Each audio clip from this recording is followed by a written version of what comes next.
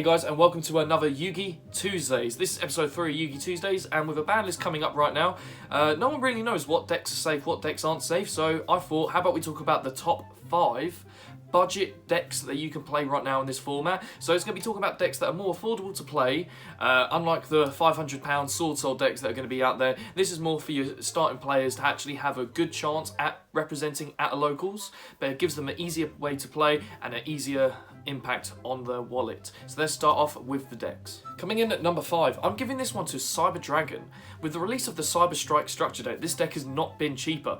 So with Cyber Emergency now being in a common, Cyber Dragon Naxter also being common, Cyber Dragon Hurt, another expensive card for the deck, being printed in the structure deck as well as a super rare, just means that all the more expensive cards that you needed for this deck is there for you. You have a card like Gizmekarochi, the kaiju that you always utilise if you're having a going second strategy. Cards like Cyberload Fusion, Overload Fusion, both being in there, means that this deck is so much easier and more affordable to play, especially if you go with a going second fusion OTK strategy. The only other card you kind of need to reach out and try and get that on in this structure deck are going to be some of the hand traps, not including Infinite Impermanence, which is included in the hand trap. In the structure deck, but you're going to have to maybe get your copies of Ash Blossom or Effect Veiler, which can still be affordable. Extra deck wise, you'll still have to get a Cyber Dragon Infinity, because I don't believe it comes in this structure deck, so that's going to be a monster you definitely need to get hold of, but it's had so many prints now with different gold series and alternative artworks, it's very easy to get hold of now. And in addition, if you want to go for a bit more wild with your extra deck and have a Verte Anaconda, because you do play a lot of cards that say fusion, you know, that's also a money card that you are going to have to spend out for. However, with it now being reprinted in the Eldorado Gold set, it's not as expensive, and altogether this deck is rarely budget, fairly budget. So I would definitely say this has got so much potential to be a top contender for any locals, regionals you go to, and especially a top budget deck.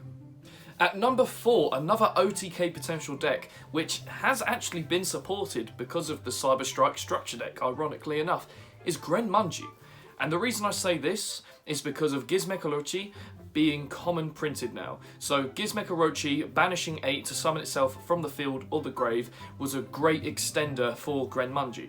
But Grenmunju has always been budget. Grenmunju itself is a common card along with Eater of Millions. Now Gizmekarochi, you play cheap cards like Pot of Desires at rare if you need to, and then as well, a lot of the dangers if you play that package, so Bigfoot and Thunderbird, have been reprinted a lot and still have some value to them, but nowhere near what you're kind of thinking for another deck.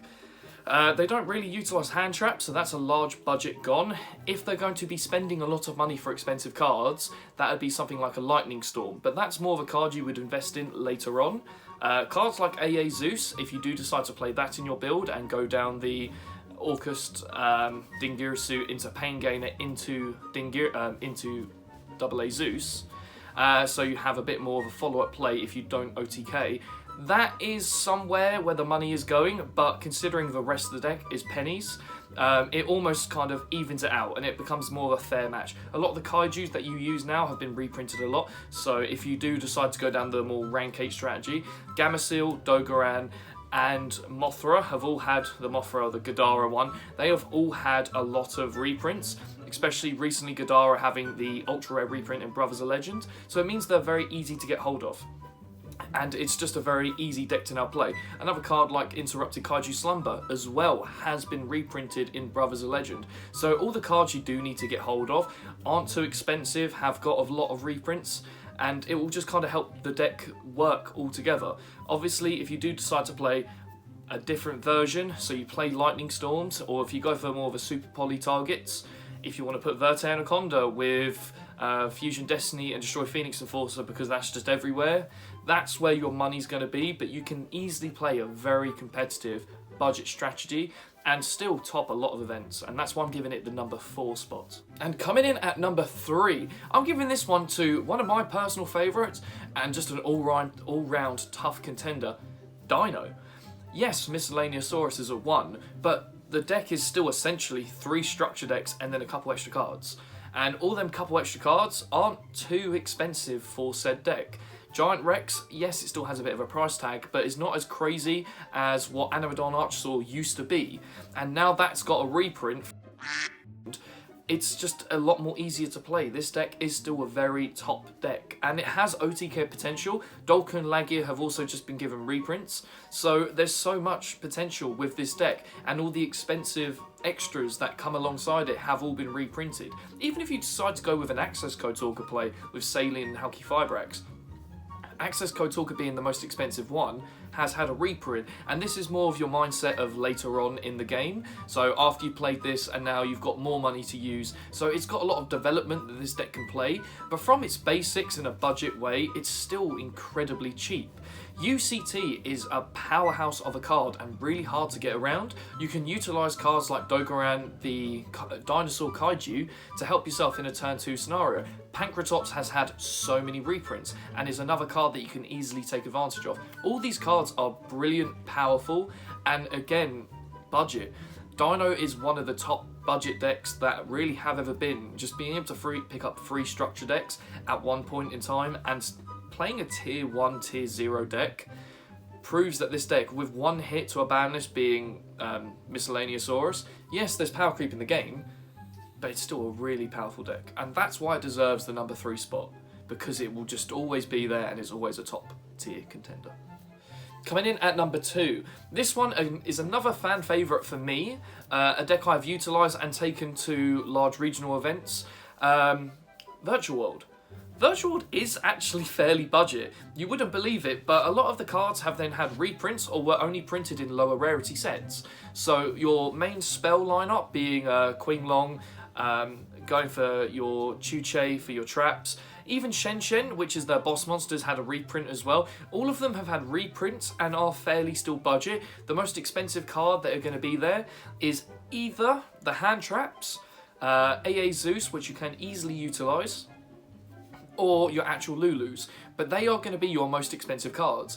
But all in all, this deck is fairly easy to kind of just clump together and still fairly budget. A lot of the cards got reprints in Synchro Storm, which was fairly handy, or you could utilise the Speedroid cards, being Speedroid Terratops and Tekotomberg, because they're both level 3s that summon themselves if you control wind or no monsters, and it's just another rank 3. Cards like Totem Bird also came from that set, so you could really take advantage of all the rank 3s that you can just utilise in the deck, because that's what it wants to do, just Synchro Summon or XE Summon rank 3, 6 or 9s.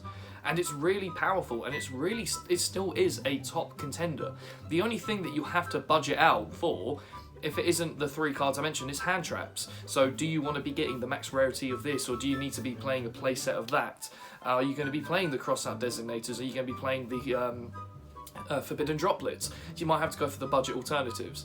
However, even so, it's still a very top deck, and it definitely is the second spot on this list, no doubt about it. And for the number 1 spot, and it pains me to say this because it has been a thorn in my side for a long time at my locals, and Casper, if you're watching this, you're going to be very happy. Number 1 is going to Eldritch. Eldritch has had a lot of reprints in the Eldorado Gold set, which makes it incredibly powerful. Being able to have all of the main Conch, Haquero, Sanguine all printed in the gold letters, or the gold rares, just means that it's all cheap now. It's a cheap again deck, but it's really powerful. Being able to utilise engines and strategies like the Invoked engine and Dogmaticas means that this deck is still fairly powerful, but you can still play a very pure variant.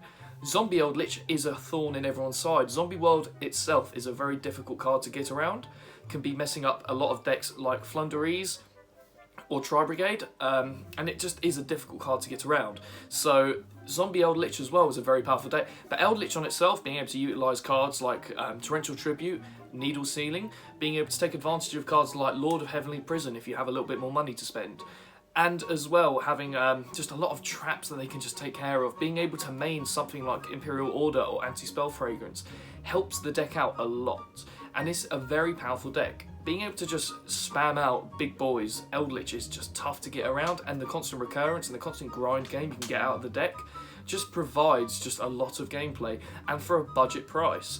Obviously, if you go down the new engines, or if you want to pimp out your extra deck or the pot cards you're using for searching, that's where the money comes in.